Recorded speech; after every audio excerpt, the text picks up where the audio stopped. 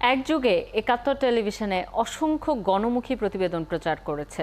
এ নিয়ে হয়েছে আলোচনা সমালোচনা, এর ছাপও পড়েছে আমাদের সমাজ জীবনে। যুগপূর্তির এই দিনে আমরা সেরকম কিছু প্রতিবেদন দেখে নিচ্ছি। ঘটনা ২০২০ সালের। ভুয়া বিদ্যুৎ বিলের অন্তরালে ছিল কর্মকর্তাদের বাড়তি বিল আদায়ের নির্দেশনা, আর এই নির্দেশ দিয়েছিলেন ডিপিডিসির আইসিটি বিভাগের একজন কর্মকর্তা। আবার সেই কর্মকর্তাকেই করা হয় এই ঘটনার তদন্ত কমিটির প্রধান।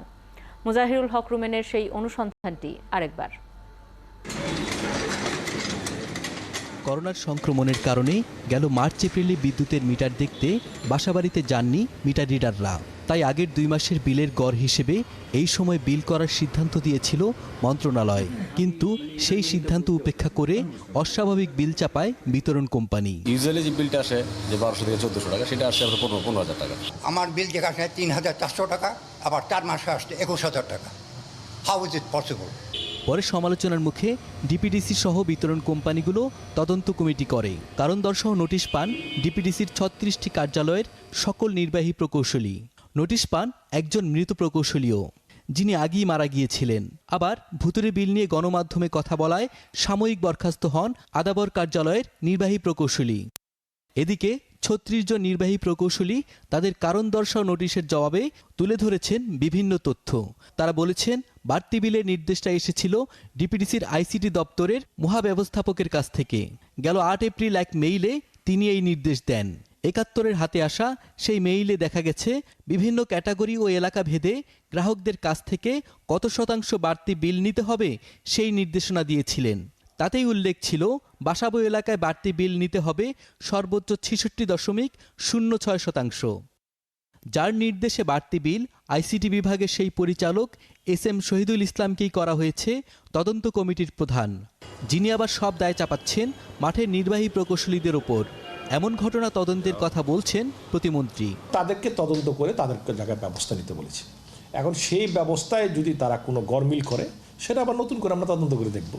এখনও আমাদের কাছে এই তদন্তে যে সকল লোকের চাকরি গেছে বা যাদেরকে শোকজ করা হয়েছে, আমরা কেবল তাই জানতে চেয়েছি। বিশেষজ্ঞরা বলছেন, ভুতুরে বিলের ঘটনায় কোনো ব্যবস্থা না নেয়াতেই এই সংকট।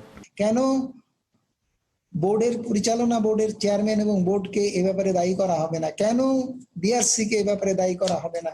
এই সমস্ত অপরাধ যদি তারা যথাযথভাবে তাদের দায়িত্ব পালন করত এবং এইসব অপরাধের যদি তারা যথাযথভাবে বিচারিক প্রক্রিয়ায় বিচারের আওতায় এইসব প্রতিষ্ঠানগুলো, তাহলে কোনোভাবেই এই মাঠ পর্যায়ের কোনো কর্মচারীর পক্ষে কোনো কিছু করা সম্ভব হতো না।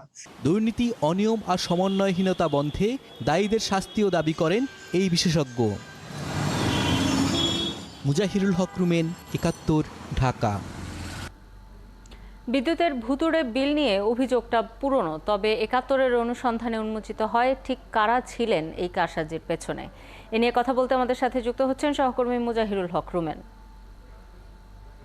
রুমেন, প্রতিবেদন প্রচারের পর কি প্রতিক্রিয়া হয়েছিল বিদ্যুৎ বিভাগে, এবং মানুষ কি ভুতুড়ে বিলের বিপদ থেকে মুক্তি পেয়েছিল শেষ পর্যন্ত?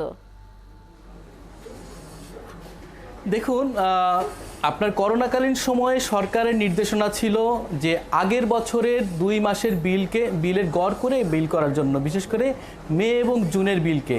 কারণ হচ্ছে আপনার ওই সময়টায় যেহেতু মিটার রিডাররা কারো বাসায় যাওয়া সম্ভব ছিল না, তাদের নিরাপত্তা, ওই সব বাড়িগুলোর নিরাপত্তা সব কিছু মিলিয়ে যখন সরকারের এই সিদ্ধান্তকে কিন্তু যতগুলো বিতরণ কোম্পানি আছে বিদ্যুতের, সবগুলো বিতরণ কোম্পানি একই কাজ করেছে। সরকারের এই সিদ্ধান্তকে অমান্য করেছে। সিদ্ধান্তকে অমান্য করে তারা তাদের মতো করে বিল করে গেছে। যে কিন্তু আমরা আসলে এই বিলের পিছনে কিভাবে হচ্ছে এগুলোর পিছনে লেগে থাকার পরে একটা সময় যখন জানতে পারলাম যে ফাইনালি আপনার এই বিলগুলো আসলে কর্তৃপক্ষের সিদ্ধান্তই হয়েছে কোন এলাকায় কত কত বাড়াতে হবে।